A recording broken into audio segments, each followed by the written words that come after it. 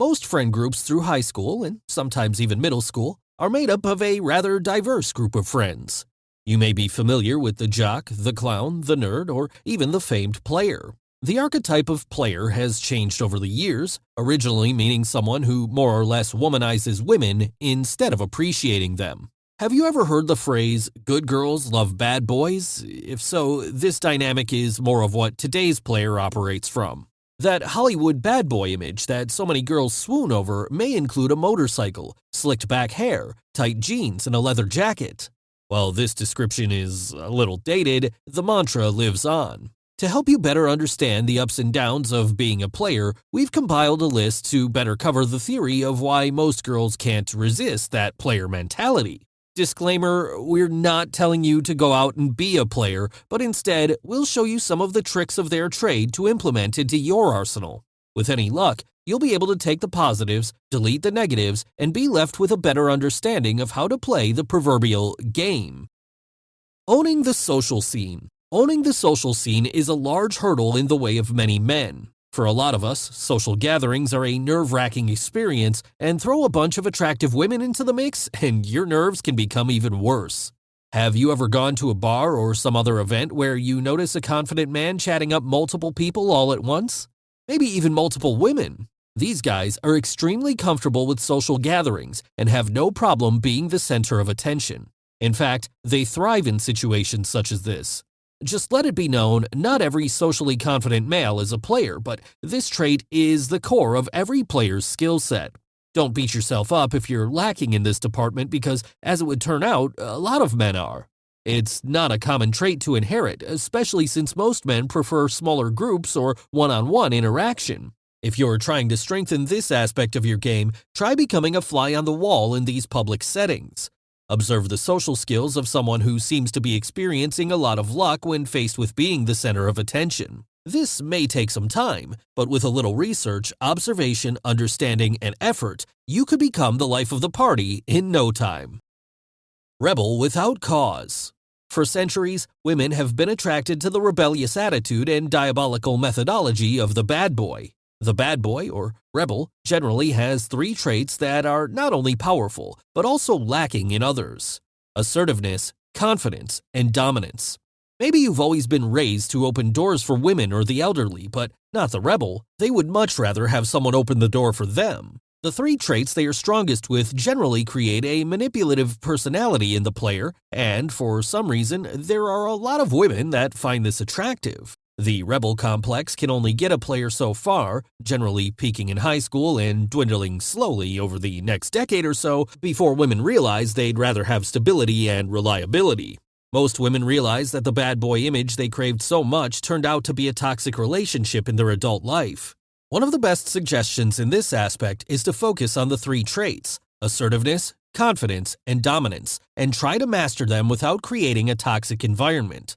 For example, when on a dinner date, open doors for your date and order for them based on their tastes.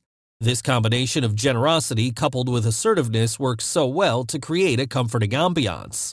Also keep in mind that every woman is different and there is no surefire way to land success with any of these methods.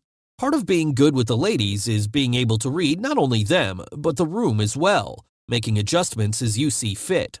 While those three traits may be detrimental in being a rebel, they are also just as important when it comes to being a gentleman. Breaking the law.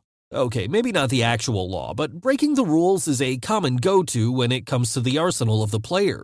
Successful players will bend, break, or rewrite the rules of dating and attracting females. This reaches beyond just the women, as the rebellious attitude is actually designed to affect both sexes. For instance, certain women are into the rule-breaking type, while other guys envy the nonchalant approach to breaking those rules. If a woman notices that one male is envious of another, this could work for the benefit of the player, giving him that bad boy edge that some women are looking for, and leaving the other male to look like part of the pack instead of the alpha. Rejecting rejection. Who likes to be rejected? Unless it's, of course, for jury duty or some other enjoyable task, I would think the answer would be a resounding no one. While being turned down for a date, denied a job, or having an offer rejected in a business setting may upset you or me and leave us fuming for a while, the player is generally unfazed. A very tough feeling to shake, but with the player's disregard for society and how it functions, they make not caring about rejection look effortless. Turning off this feeling is much harder than it sounds, which is why it works so well for the rebellious player. But how and why does this work for them? You'd be shocked to learn that it's more of a numbers game and less of a quality over quantity thing. Let me explain.